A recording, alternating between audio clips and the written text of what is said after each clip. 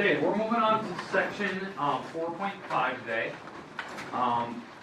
This section is based on a topic that if you're in, I believe it's, I'm not sure if physics you'll deal with it, it's wave theory. So I don't know if you've had it up to this point, maybe you haven't, this would be great if you haven't, or maybe you're starting it, I have no idea. So, the section we're in, 4.5, we're going to be dealing with graphing sine and cosine. Cosine function. Now, how this works, it's basically taking sine of an angle is opposite over hypotenuse, or cosine of an angle is adjacent over hypotenuse, and plotting them along the x-axis. So what we're going to be dealing with here is basically a Cartesian coordinate plane. But you're not going to have to deal with them. I'm going to show you shortcuts for dealing with this. So the coordinate plane, or coordinate system. I'm going to try to explain this as the easiest way I can, because it is a very simple topic. It is kind of one of those things that you'd use in like radio broadcasting. It would be used in any type of instrumental stuff. So if you're going to go into, I know it seems silly, like podcasting or sound recording of any type, if you're going to try to be like a producer in some type of like studio, this would be something that you do have to worry about. So how sounds line up, especially if you're going to like music. I'll try to explain the relationship of this stuff with actually like chords and like a song and stuff. So, Cartesian coordinate system, we're going to be graphing sine and cosine. That's kind of a big idea today. We're going to start with the very basics, and then I'll kind of explain. Now, to do this correctly, I'll kind of explain where the numbers are coming from, but how I'm going to do that is I'm going to use basically all the tricks we've had up till this point. So we'll use the special triangles. We'll use the unit circle charts to kind of explain how this works. And the big idea here is that we're in radians. That's going to be a huge topic. That's going to seem a little goofy to some people. I'm going to put everything in terms of radians. And this is how you can actually graph the graphing calculator. So, Jackie, I know you have your nice calculator. Hold on. There's somebody else in the room that has a couple of these. So, if you have a really nice graphing calculator like that, so hold that up so everyone can see it. You can graph these functions the exact way that calculator can. You just have to make sure you're in radian mode if you're going to do it. So you have to switch to radians. Anyone else have that graphing calculator kind of thing? Okay, same thing. You could put it into radian mode and then just graph it using the graphing program. So you go to y equals type in the function like I'm going to type here, hit graph, it immediately draws it exactly the way I'm doing it. Okay. It's kind of cool when you see it, but I'm going to show you how to do it by hand.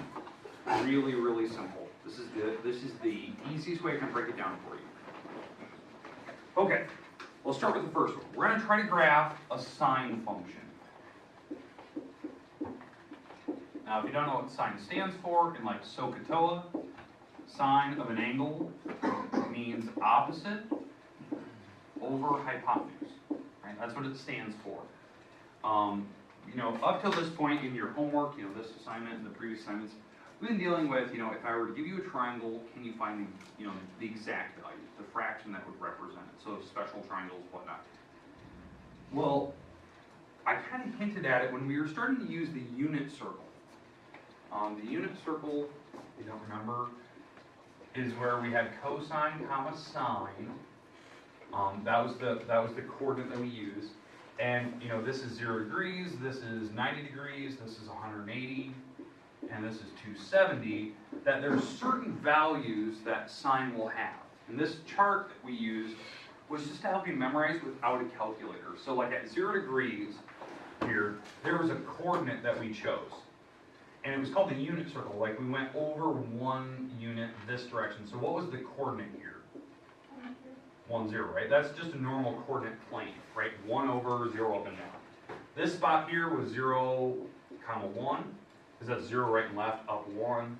This spot here is -1, comma 0, because it's -1 to the left and up and down 0. And then this spot is 0, comma -1, right?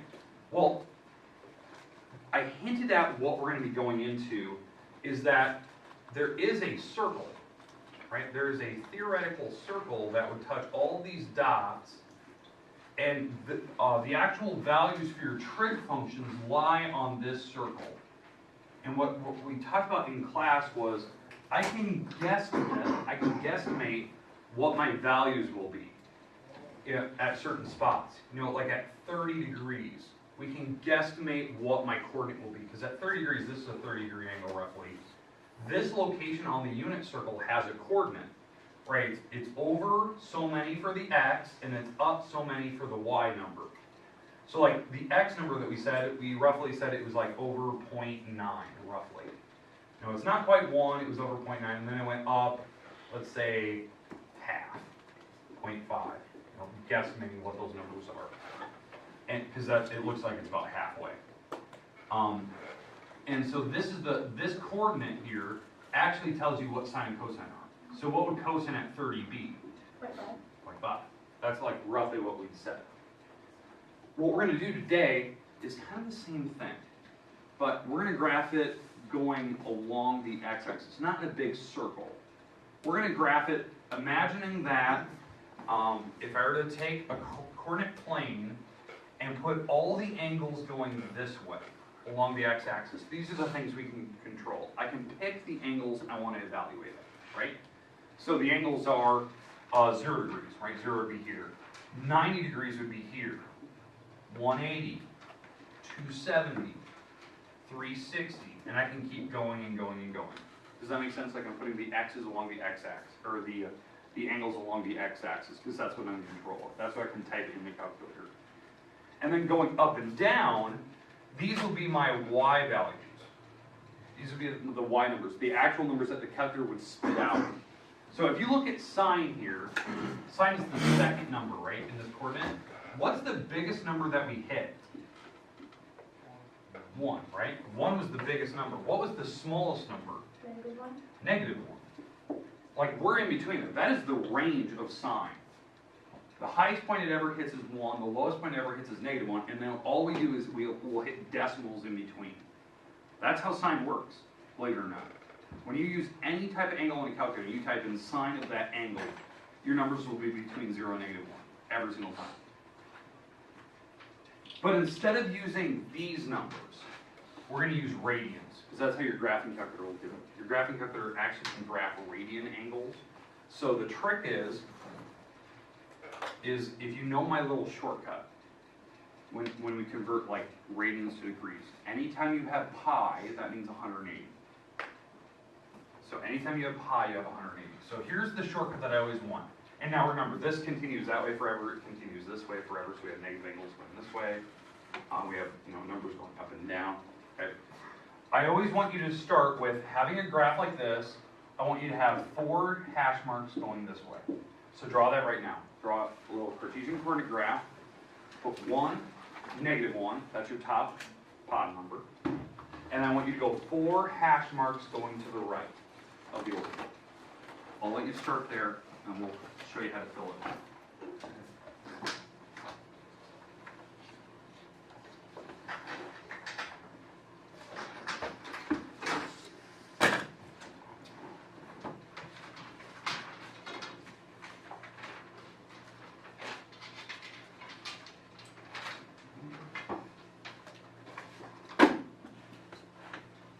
Okay, and we're going to have our 4 hash marks. Okay, on the last hash mark, this is how it will always work, and I'll show you how we can change it later. But the 4th hash mark, I always want you to put a 2 pi for right now. 2 pi. Now what does pi stand for? 180, right? So when you take 2 times 180, what angle do you get? 360. That would be the 4th mark, 360 degrees. Okay? But I always want you to put 2 pi. To get to this marker, notice I'm skipping this 3rd one. To get to this marker right here, cut it in half, because it is exactly halfway. Right? That's the 4th marker, this is the 2nd marker. So what's half of 2 pi? Pi. Okay? That's the easiest way I can do it. So cut it in half again. Yeah, half pi to pi over 2. Right? That's how you cut it in half. And pi over 2, by the way, is 90 degrees. It is. It's 180 divided by 2. Does that make sense? Because that's what we said. It was 0, 90, 180. And then to get to this marker, what marker is that? What, the third one? It's this marker times 3. 3 times as far from the origin. So it's 3 pi over 2. It's always the first marker times 3. You're 3 times as far away from the original spot. And what these actual angles stand for, 90, 180, 270, 360. And if you actually do the actual conversion, it does work. It's the weirdest thing. That's how I always do it. The angle, half, multiply by 3. If you can remember that little step, and you fill this marker in first, half, multiply by 3, you will always figure out what your 4 half marks need to be going across, because I always require that you draw 4. What this is going to be, just so you know, this is a full picture of sine. It's the full cycle of it, and what they call it is called a period length. It's one full period length for sine. It's the full picture of it when we draw it. From the least number to the biggest number, through all the angles between 0 to 360.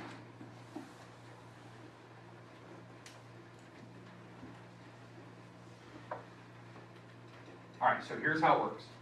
All I want us to do is, as we go, and these are my angles, 0, 90, 180, 270, 360. Let's read off the second numbers as we go around this circle. Okay, so let me get rid of my little 30-degree marker here. And let's read off what these angles are. Okay? So remember, sine is always the second number. So at 0 degrees, what's sine? 0. Okay? At 90 degrees, what's sine? 1. Okay? So that's 90 degrees, so we're at 1. At 180, what's sine? 0 again. We're back to 0. At 270, what's sine? -1. And at 360, what's sine? 0. And all we're going to do is we're going to basically draw this very, very smooth looping graph. It's a continuous function starting here and going through the picture. So it's going to loop up, go down, loop up, and then just keep continuing. So it'll go up, down, up, down, down, up, down, up. And it would just be this continuous flowing. It would go forever this direction, go forever that direction. What you're looking at here is a picture of the sine graph on a calculator. These are all the exact values of sine at any particular angle you want in radians. In fact, of angles. So like, for instance, this is 0 degrees, this is 90, so I can pick any angle in between, and I can read off roughly what the answer is. So if I picked 80 degrees is about right here, what will the angle, or what would the number roughly be? Yeah, just less than 1, right? It's like 0.9. If I pick 20 degrees, it's up here, so it's really close to 0. So I can kind of guesstimate on a graph. This is an actual full picture. It's a full period length for sine. Does that make sense? Now, how many people in here, raise your hands, have actually seen this in like chemistry or physics? No one yet. All right, perfect. I will guarantee that at some point you're going to start talking about wave theory. And you're going to start having to graph these. I know last year Mr. Griman did it like at the beginning of the year. But usually, I think he wanted to switch it, so it's like the end of the year. So, like my class would cover it, and then you'll see it again in like those classes. Okay, does that make sense? It's super easy. And what we're going to do is we're going to look at, if I were to draw this sine function, how can we mess with it? Can we make it taller, smaller? Like, what would happen if you were to put numbers in the actual sine? Like, put numbers in here to mess with it? And what would happen to the picture? Now, what this would represent, like, what you're thinking about, like, why we'd ever do this. This is how notes work in like in instruments, like in band. Right? When you play like let's say like a C chord, right? C. That chord, when you play a C, has a certain wavelength. That's how your ears pick it up, and that's how your head differentiates it, and you can actually hear the note itself. So when you play a higher C, all that happens is that the waves get taller. That type of thing. It's still the same note. The picture would look the same. It would just be at a different amplitude kind of a thing, or a different frequency, right? So I could shift it up and down. So these numbers would be higher. Even though it would be the same picture, it'll be a higher chord on a graph. That's why when you look at, if I can basically related to, you know, like chord music, right? Like treble clef. You know, like a G is right here. Well, when you want to play a higher octave of it, right? G is now up here. It's above the graph. You know, these are your 5 traditional lines. C is up here. Or G is up. Actually, is right there. Right? Here's the next line. G is there. It's a higher frequency. Well, that's what would happen here. If you want to play like a higher C or G chord, you just, this would be, it would be shifted up. So you play a different chord length of it. Right?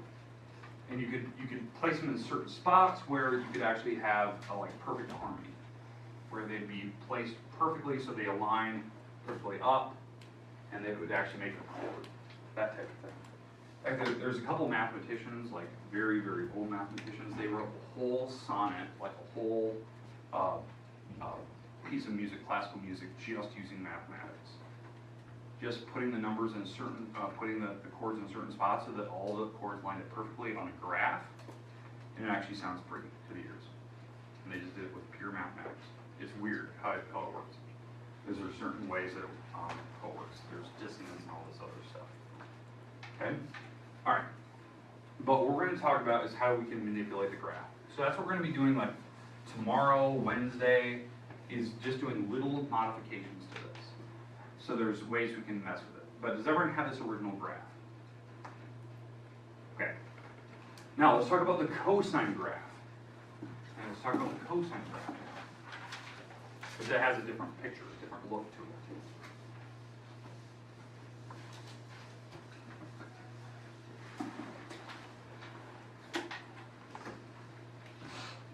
Alright, for the cosine graph. Cosine, you know, cosine of an angle stands for adjacent over hypotenuse. And that's what it stands for in SOHCAHTOA, right? That's what it stands for.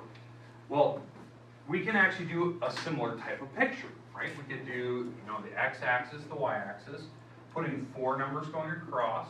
So what would be my last number out here? 2 pi. 2 pi. We cut it in half. Cut it in half again. Pi over 2. Multiply by 3. 3 pi over 2. That's how you cut in half, multiply by 3. Okay? Now we can figure out the highest and lowest point for cosine. So we look at the graph.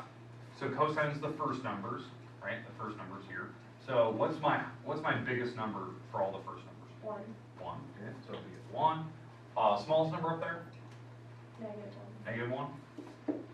So cosine, in fact, cosine for any type of angle, if you type in the calculator, cosine will always give you a number between -1 and 1 on a calculator, no matter what your angle is. You can type in 50,000 degrees, the number between 0 and 1, or -1 and 1, that's what I should say. That'll be, you know, whatever your number is. It's just the weirdest thing, how it works. Okay, now, what we're going to do is we're going to rattle off the exact values for 0, 90, 180, 270, 360 using that. Remember, what numbers are we looking at? 1 and 1. Yeah, the first number is cosine. So at 0 degrees, what's cosine's value? At 0 degrees, what's the first 1. number in that coordinate? Right. 0 degrees, 1. 1. Okay. So cosine would be 1 at 0 degrees. At 90, what's the first number up there? 0. 0. At 180, what's the first number? -1. -1. At 270, 0. 0. And at 360, 1. back to 1. Okay, now I'm going to fill in using a very smooth looping graph to continue the function. Bless you, however many people are using. All right, so it goes down, comes up, it's very smooth and continuous. And then obviously it would continue over here, and then it would continue over here as we pick bigger angles and small angles. What you're looking at here is one full period length, like one picture length of the cosine graph. So what I always think of cosine looks like a big U shape. Sine kind of looks like an S. And it goes down.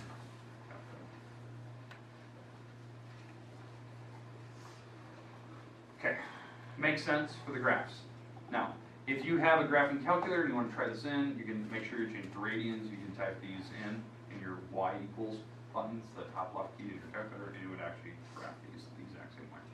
But obviously you would see like a huge picture, but not just one, you see all of it. going on for a while. And again, this on, in instrumental music would be a certain note. It'd be a certain note. In fact, what a lot of people don't realize is that sine and cosine are the same note. It's the same note, I know, if you were to put it through an actual instrument. Because it's just a shift of graphs. And I'll explain that more later this week, why they would be the same note. All right. Any questions with the two graphs, how we got the numbers? Basically, where I got the numbers from is the unit circle chart. Any questions if you have one in front of you? Okay, let's do one example today of how we mess with this. This will be my last example of the day, because we're going to come back to this later this week. Our goal this week is for you at some point later this week to be able to draw these by yourself if I throw in any crazy numbers I want. That we can manipulate these graphs. Okay, so right now we're going to start with the basics. So we're going to do that for today and tomorrow. And then maybe Wednesday we'll throw in some weird stuff. Okay, so let's go back. Let's start with, let's go back to the sine function. So now hopefully you have all these graphs.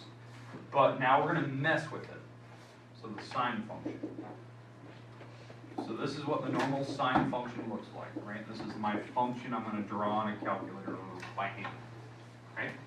But there's certain numbers that a lot of people don't see that are behind the scenes. Certain numbers that make that graph look a certain way. Okay, there's a number that's technically out front. There's a number right here. This is called the A number, called the amplitude number. Okay, so this is amplitude.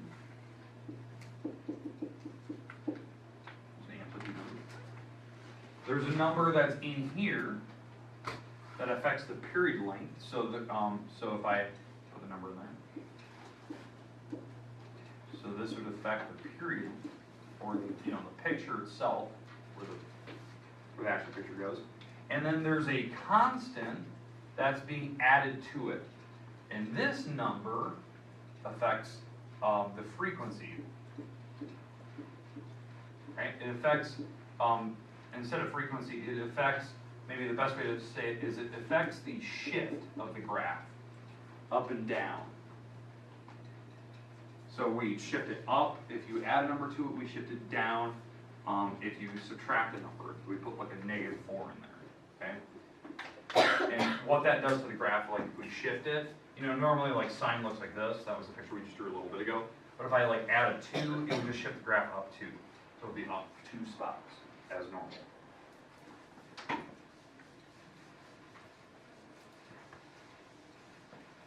Okay, what we're going to do for the next couple days in here is basically if I throw a random number in here for A, B, and C, can we draw it by hand? Would it look normal? What would it be? Okay. Now amplitude, just so you know, just so you get an idea of like how this deals with like music. Amplitude is how loud something is. So you plug in a guitar into an amplifier, it makes it louder, so you can actually hear it. Period is kind of the note. It's the actual tone coming out, and then the actual frequency is the pitch of it. That's kind of the idea. So like maybe you want a higher note, so a higher pitch. We do a different shift. We shift it up, higher note, like an octave up, that type of thing. If I put it in terms of all music. Okay, so let's plug in a couple numbers just to show you how this messes with the graph. Somebody pick just a number. 7, okay, so 7 sine. Let's pick, let's just go 7 sine. This will be my example today. We'll stop here. Okay, so we'll start with just the first number, and then tomorrow we'll pick one that messes with the period, and we'll pick a number that messes with the shift. So we're going to go 7 sine. So what number does that affect? Amplitude. That's how loud something is. So it affects the waves, like peaks and valleys. So if I were to draw this, instead of hitting 1 and -1, now what's the top number and bottom number? It's now 7 and -7. It is now 7 times taller, 7 times lower. Louder, 7 times louder, basically. So how this would work, if we're drawing this to scale, 1, 2, 3, 4, 5, 6, 7. 1, 2, 3, 4, 5, 6, 7, right? So this would be -7, this would be 7. And we've still put my 4 hash marks going across, so what's the 4th hash mark? 2 pi. 2 pi, cut it in half, pi, pi over 2, multiply by 3, 3 pi over 2. And now we just draw it. So sine normally starts at 0. It goes up to normally goes to 1 on this next marker, but what would it actually be hitting? 7, it comes back to 0, 0 times 7 is still 0. And then it would go down to my lowest number at 3 pi over 2. Normally I hit -1, but now we're hitting -7. And then it would come back to 0. And so this is what my graph looks like.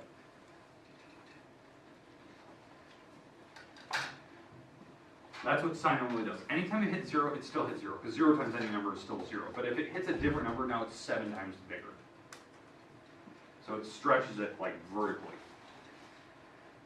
Now, if you want to know this is what the original sine function would look like, it would look like this. I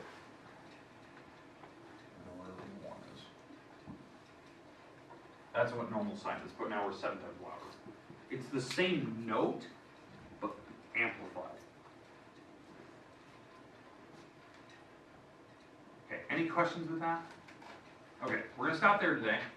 We'll continue tomorrow where we start messing with the other numbers and so you can see how it affects the graph.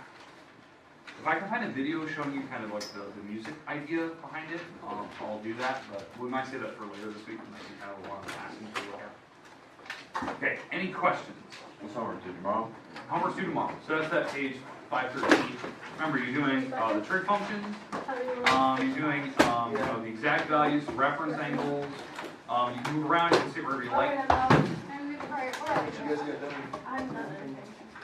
Well, hey Jack, so remember that story of the Zen about you? They got See? It's called an ADD.